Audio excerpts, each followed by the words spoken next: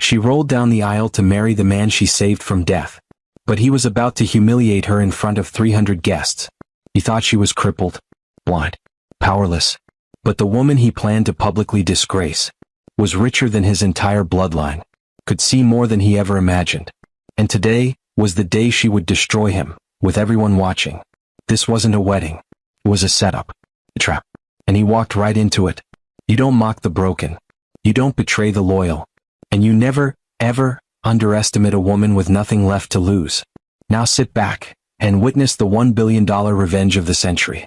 The porcelain teacup slipped from Rachel Westbrook's trembling hands, shattering against the marble floor like the shrapnel of her crumbling heart. But it wasn't the crash that made her body seize up in cold horror. It was the voices on the other side of her bedroom door, voices she knew too well.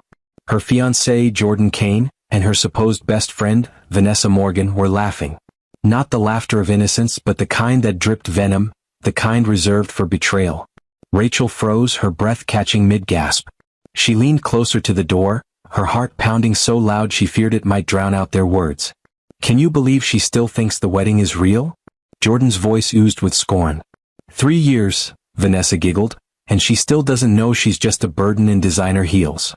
Rachel's knees buckled. She sank to the cold floor beside the shattered cup, shards pressing against her gown, matching the splinters stabbing her soul. 3 years. 3 years she'd spent pretending to be paralyzed after rescuing Jordan from a blazing car wreck. The same wreck he caused while texting and speeding through a red light in her Ferrari. She had pulled him from the flames with a dislocated shoulder and shattered spine.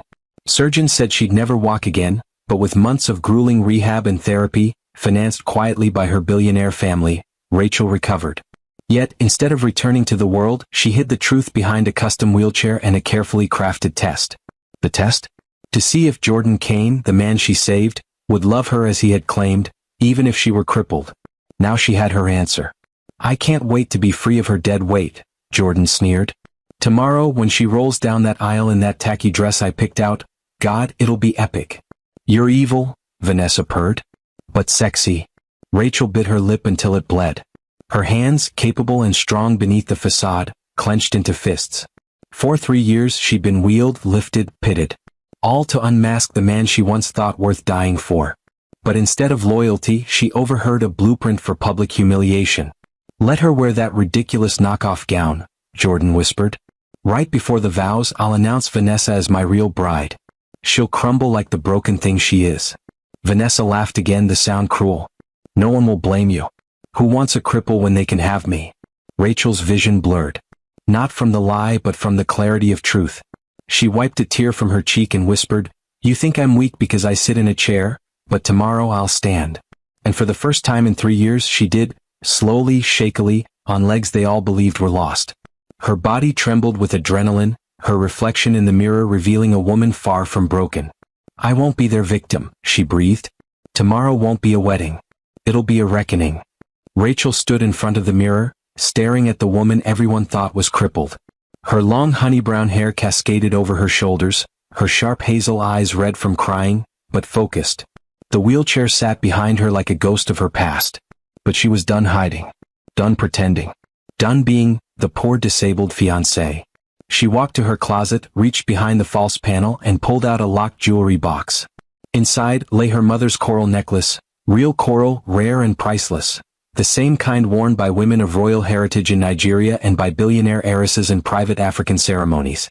If I'm going to war tomorrow, she whispered, fastening the necklace around her neck, I'm going in armor. But the war wasn't just about betrayal. It was about legacy, a legacy Rachel had chosen to keep hidden. Everyone thought she came from a struggling single mother and an absent father. That was by design. Her mother, once the face of Westbrook Holdings' charity division, had stepped down from public life after Rachel's accident to protect her daughter's privacy. Her father?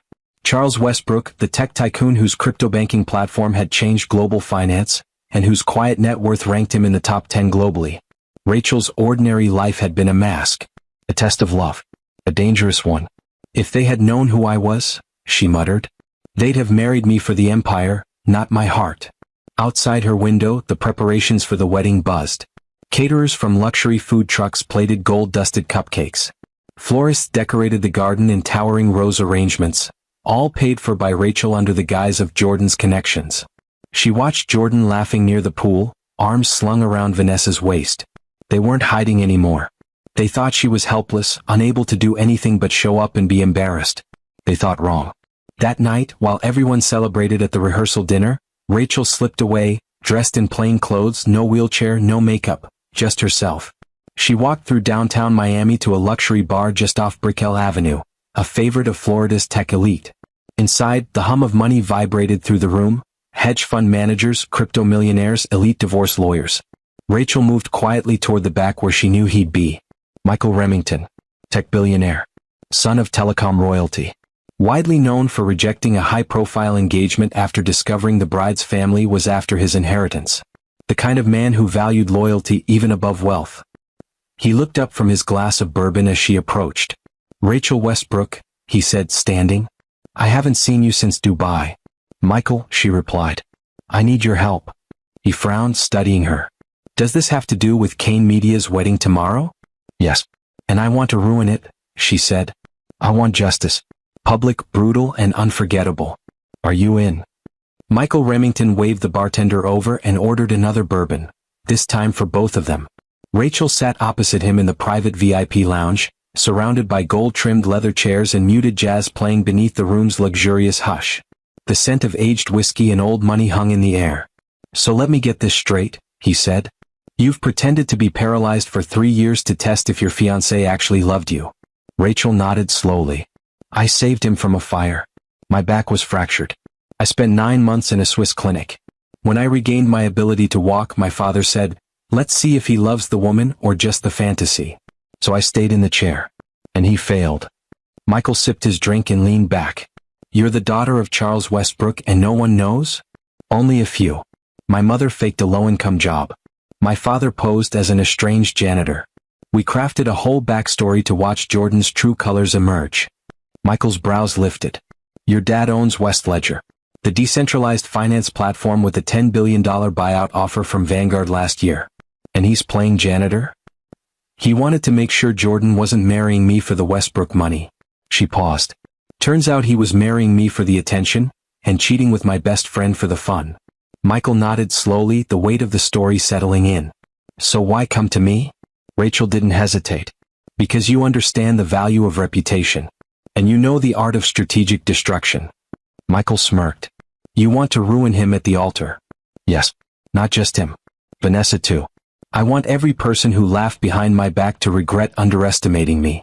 Michael considered that for a moment, then reached for his phone and typed a few quick lines. "Done," he said. "I just moved $1 million in Ethereum to a secure wallet. It'll fund whatever spectacle you need. Venue changes, media leaks, even a drone fleet if you want. But I need one thing in return." Rachel's eyes narrowed. "Tomorrow when you expose him, I want exclusive footage rights. For my streaming startup, RemTV+. We're launching a docu-series on the dark side of modern relationships. We'll call your episode, The Wheelchair Heiress." Rachel gave a slow, calculating smile. "Make it, The Wedding War, Crippled, Cheated, and Crowned." Michael grinned. "Now that's viral." They sealed the deal with a clink of glasses. "What's the plan?" Michael asked. "Tomorrow I'll arrive in the wheelchair. Let him embarrass me. Let her strut in my dress. Then when they think they've won, I stand." Michael nodded slowly. "And I walk in mid-ceremony, as the billionaire suitor who came to claim the woman no one saw coming." "Exactly," Rachel replied.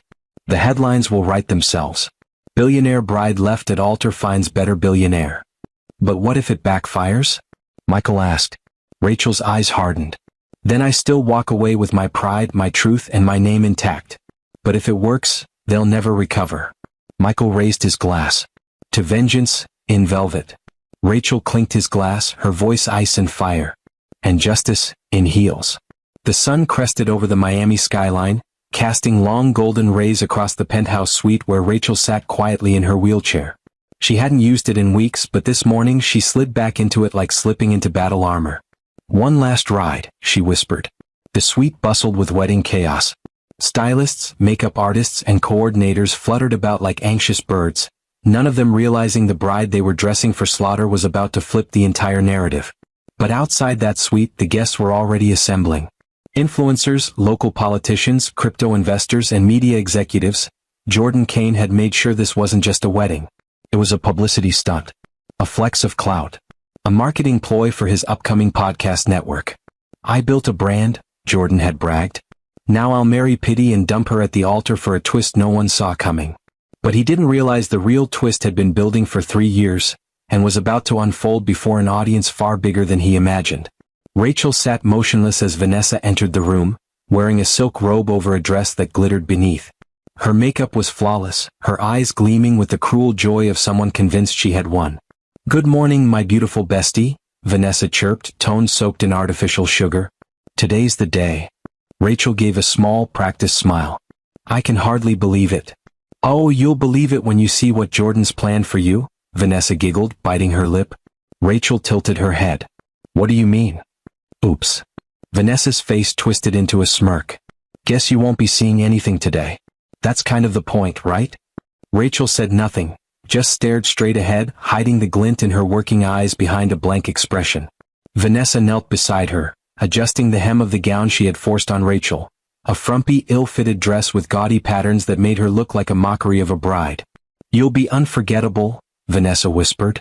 "In the worst way." Rachel took a deep breath. "Thank you for helping me get ready." "Of course," Vanessa said sweetly, then leaned in close. "Enjoy the last few hours of thinking you're the bride."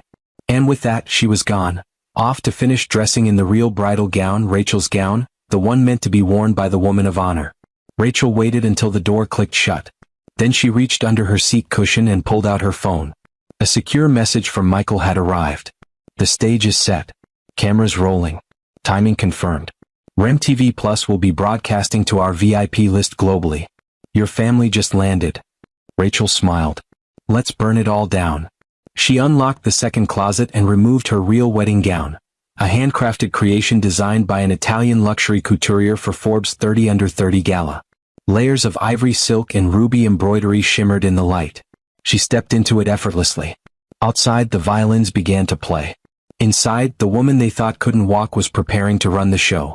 The courtyard of the Kane estate had been transformed into a luxury wedding dream. Crystal chandeliers floated beneath silk-draped canopies.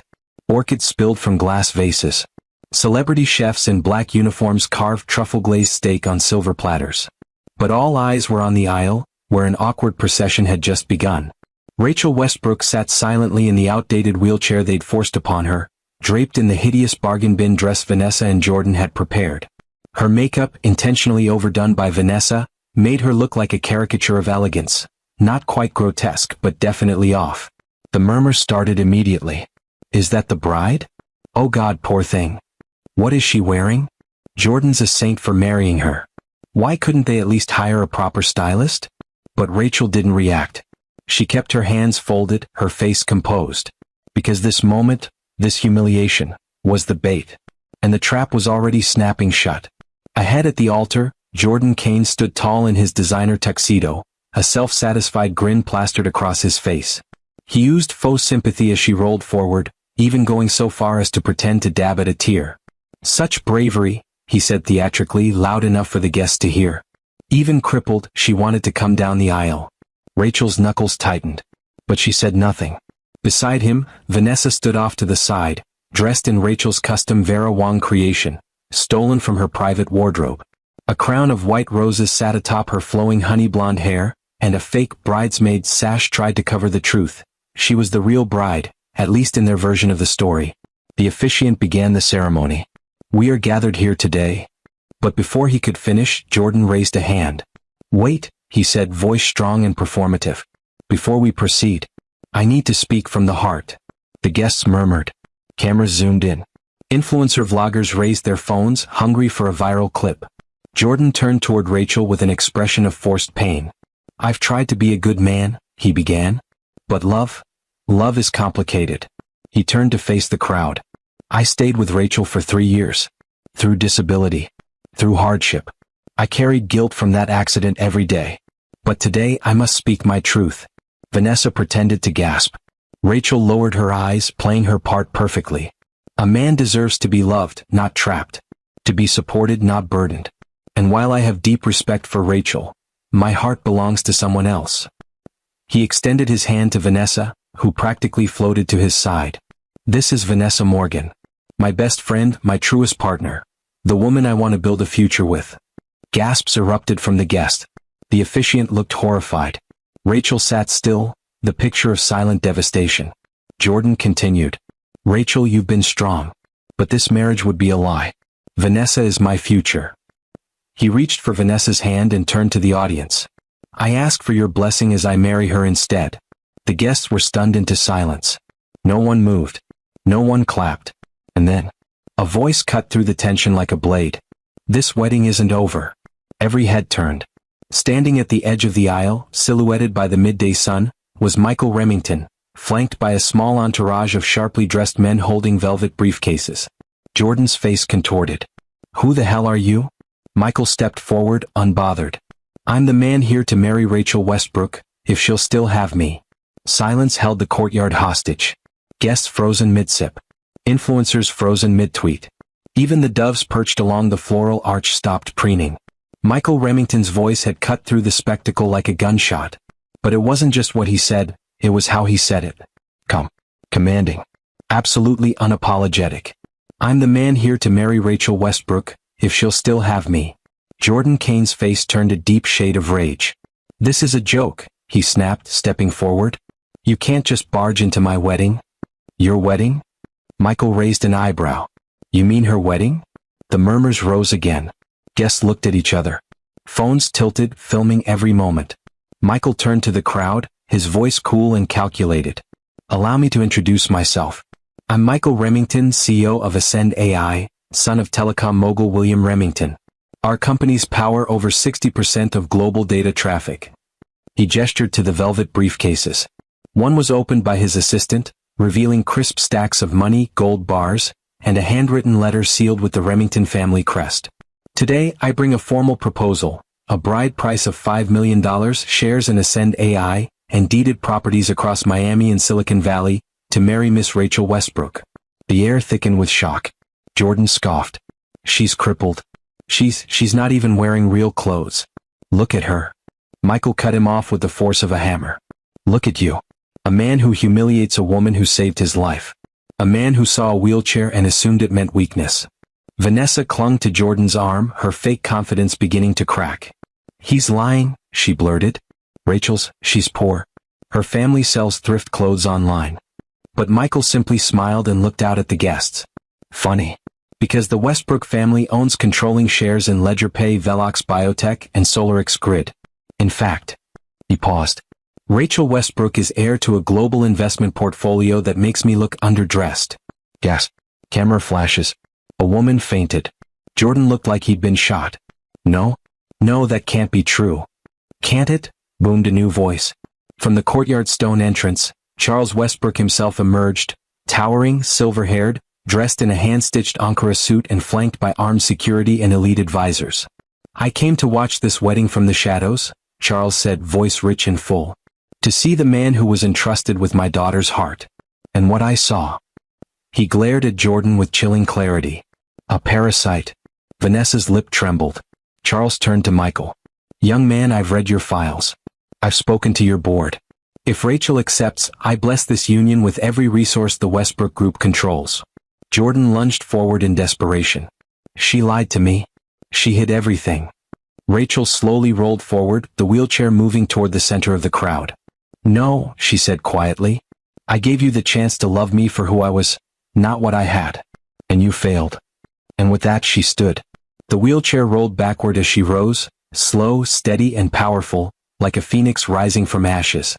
Gasps turned into shouts. "She can walk. She's not crippled? This was all a test?" Rachel pulled off the ugly jacket, revealing a silk gown beneath, dazzling in the sun, and then stepped onto the altar with the poise of a queen. "Let's finish this," she said. The moment Rachel stood upright, unassisted, it was as if the earth itself tilted. Phones dropped. Champagne flutes shattered on the cobblestones. Gossipy socialites gasped so loudly it echoed. The transformation from crippled bride to commanding heiress was so staggering, it transcended shock, it became legend. But Rachel wasn't finished. With each deliberate step toward the altar, her silk gown shimmering with gold thread, She peeled away every false layer they had wrapped around her for their own gain. Her stride was silent, but the weight of it cracked the entire charade open like glass. She turned to the audience, her voice calm but sharp enough to draw blood. 3 years ago, I pulled Jordan Kane out of a burning wreck. I fractured my spine. Doctors told me I may never walk again. Gasps rippled again through the crowd. But I did recover. My sight, my legs, my will, all returned. And with them, a question. Did Jordan love me or for the image of being a hero? She looked Jordan square in the eyes. So I stayed in the chair. Not to manipulate, not to deceive, but to learn who he truly was when the lights were off, when no one was watching. She turned to the guests. This man, who I loved, plotted to humiliate me at our wedding. He mocked my body. He laughed with the woman I trusted most. And he did it because he thought I couldn't walk away. A beat of silence. But I can. She walked away from Jordan. Michael stepped toward her, but Rachel raised a hand. Not yet. She turned to Vanessa, who was visibly trembling now, her hands gripping the stolen dress that no longer made her feel powerful. You held my hand through surgeries. You read to me when I was bedridden. I shared my deepest fears with you. Her voice wavered for the first time. And you chose to mock me, lie to me, and sleep with the man I loved. Vanessa's eyes filled with tears, but Rachel cut her off. Don't cry now. You knew exactly what you were doing when you put on my dress. Behind them, Michael motioned to his assistant. A sleek remote was pressed, and a portable screen unfolded beside the altar. Ladies and gentlemen, Michael announced, there's one more thing you need to hear. He hit play. Audio recordings, secretly collected over weeks, spilled into the courtyard, echoing off every corner. Jordan's voice. I'm not marrying a broken woman. I'm staging a moment. She's a brand now, and after the wedding, the sympathy will be monetized. Vanessa. She can't even walk, babe. You should marry me now and leak a story that you left out of mercy. The public will love it. Jordan laughing. We'll go viral, I'll get the podcast deal, and Rachel? She'll roll away quietly. The crowd erupted. Not in cheers, in disgust. Monsters. She saved his life. I can't believe this was real. Rachel waited for the noise to die down. Then she reached up, unclasped the coral necklace, a gift from her mother, once worn by queens of wealth, and handed it to her mother who had stepped quietly beside her. I don't need this anymore to prove who I am. Her mother's tearful nod was all the confirmation she needed. Charles Westbrook stepped forward next, placing his hand on Rachel's shoulder. My daughter has proven herself 1,000 times over. She doesn't need a husband to complete her. But if she were to choose one, he turned to Michael. Would you still offer your hand now that she stands tall? Michael approached, eyes locked on Rachel. Absolutely. Not because of who she is, but because of who she chose to be.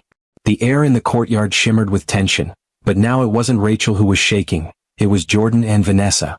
Their plot lay in ruins. Their lies exposed.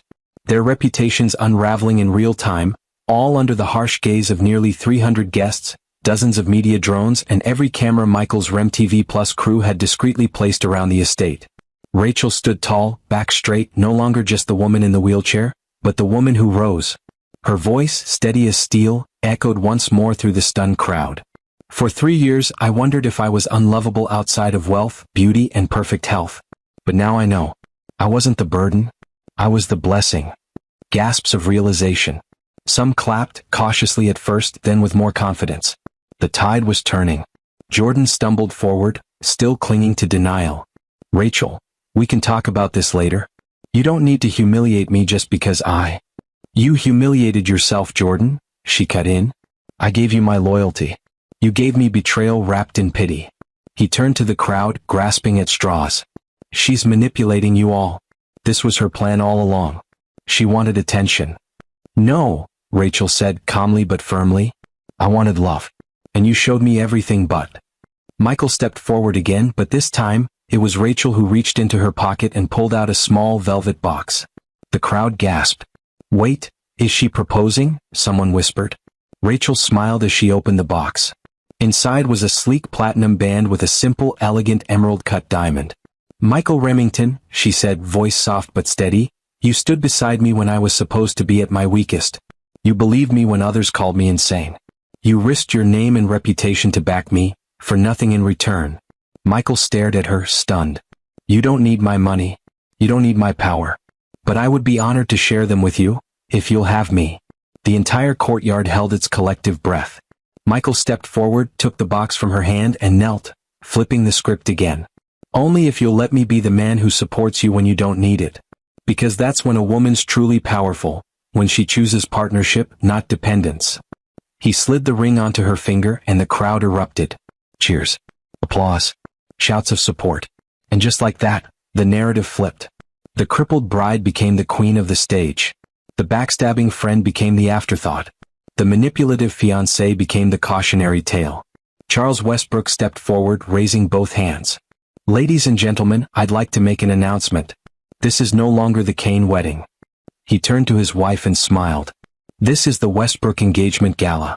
And you're all welcome to stay for the celebration, if you stand for truth, not titles. Guests clapped louder now, some tossing their formal programs into the air like confetti. The violinists switched tunes, sliding into a triumphant orchestral blend of classical and Afrobeat. A waiter brought champagne. A drone soared overhead. And Jordan? He was no longer center stage. He was in the shadow of the woman who rose from a wheelchair to walk away from him, right into history. The celebration roared into full swing, but Jordan Kane stood frozen, an island of rage and humiliation in a sea of laughter, music, and viral camera flashes.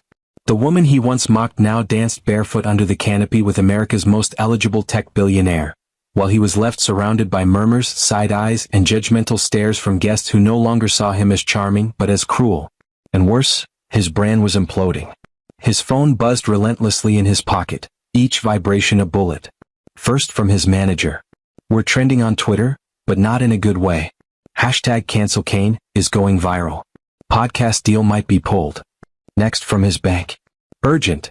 Your business account has been temporarily suspended pending identity fraud investigation. He blinked. What fraud? Then came the call he feared most. His real sponsor. The AI finance startup backing his show. The only reason he'd even staged the charity wedding for optics. Jordan, the woman said, voice cold as winter. We saw the footage. The humiliation, the lies. You staged a viral moment, all right. One that tanked investor confidence. We're pulling out. Effective immediately. Click. His hands trembled. Sweat gathered on his brow. His PR team began leaking from the venue like rats fleeing a sinking yacht. You did this, he hissed toward Rachel, who stood radiant under the golden canopy, laughing with her mother as Michael spun her gently during the slow dance. But Rachel didn't hear him. She didn't need to. Because the real punishment wasn't revenge. It was irrelevance. Vanessa, abandoned in the chaos, tried to slink out unnoticed, but Rachel's younger brother, Lucas Westbrook, spotted her from across the courtyard. A military-trained cybersecurity executive, Lucas had hacked together the audio evidence with Rachel and Michael's team. Now he calmly walked over and blocked her path. Vanessa Morgan? She turned nervous. You are being sued, he said coolly, handing her a white envelope. For slander, identity theft, and intellectual property infringement. You impersonated a bride, accessed our family files, and used private recordings for personal gain. Vanessa paled. It was just a joke.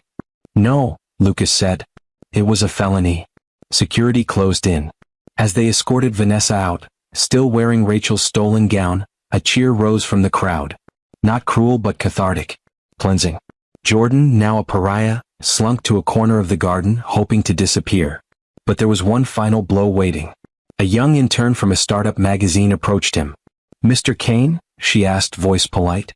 He looked up, startled. What? Just wanted to get a statement before we run our cover story. He blinked. What story? The girl tapped her iPad. From groom to grifter, how a tech bro tried to monetize a disabled bride and lost everything. She smiled brightly and walked away. Jordan's mouth fell open. His career wasn't just bruised, it was annihilated. Nightfall draped the estate in a warm amber glow. String lights shimmered over the marble patio where guests danced and drank under a sky full of stars. The wedding that was supposed to mark Rachel's greatest humiliation had transformed into a celebration unlike any Miami had ever seen. A triumph of truth, resilience, and poetic justice. Rachel stood near the edge of the dance floor, barefoot, her elegant gown dusted with champagne glitter and flower petals. The laughter of her guests rang like music in her ears. But it was the quiet strength in her chest that resonated most. She hadn't just survived this day, she had owned it. Michael approached her with 2 glasses of sparkling rosewater and handed her one. "For the record," he said, "this is the most expensive fake wedding I've ever attended." Rachel chuckled. "You think this was fake?" Michael raised a brow. "Well, the original wedding was a lie. The altar was a trap. The guest list was a public relations play, and the groom was a fraud. So what do we call what this turned into?" Rachel turned, facing him. "We call it clarity." A comfortable silence settled between them. Around them, the Westbrook and Remington families chatted like old friends. Charles Westbrook clinked glasses with Michael's father. Rachel's mother beamed as she showed guests the coral necklace, now secured back around her daughter's neck with pride. "They'll write books about today," Michael said. "Let them," Rachel replied. "Let the world know that strength doesn't come from being untouched. It comes from being broken, and rising anyway." Michael reached into his jacket and pulled out a tiny black box, this time not for show. "You proposed earlier," he said with a playful smile. "Only fair I returned the gesture, this time for real." Rachel blinked as he opened the box. Inside was a second ring, smaller than the first, simpler, but crafted from rare South African platinum. Engraved inside were the words. She stood. Rachel stared at the ring. Then at Michael. Her voice caught. "You don't have to." "I know," he said. "But I want to." Her lips curved into a smile, but she didn't say yes, not yet. Instead, she slid the box shut, held it to her heart, and whispered, "Let's not rush what's already written in the stars." Michael nodded, his eyes soft. "Then we dance instead." He offered his hand and she took it. As they moved together under the lights, guests watching with admiration and awe, a drone above captured the moment live, streamed to over 1.2 million viewers watching in real time on RemTV+, Instagram Live, and a surprise YouTube premiere. The comments exploded. "Speech balloon, this is better than Netflix." Speech balloon, he tried to bury her, but she was a seed. Speech balloon, can't believe she walked out of that chair. Iconic. Speech balloon, Rachel Westbrook, the real-life Queen's Gambit. Speech balloon, that ring, that dress, that takedown. Down below, Jordan Kane scrolled through the live chat from the backseat of an Uber XL. Alone, broke, and cancelled. His final caption attempt? "Sometimes you lose the girl and go viral for the wrong reasons." But the internet had moved on. They weren't telling his story anymore. They were telling hers.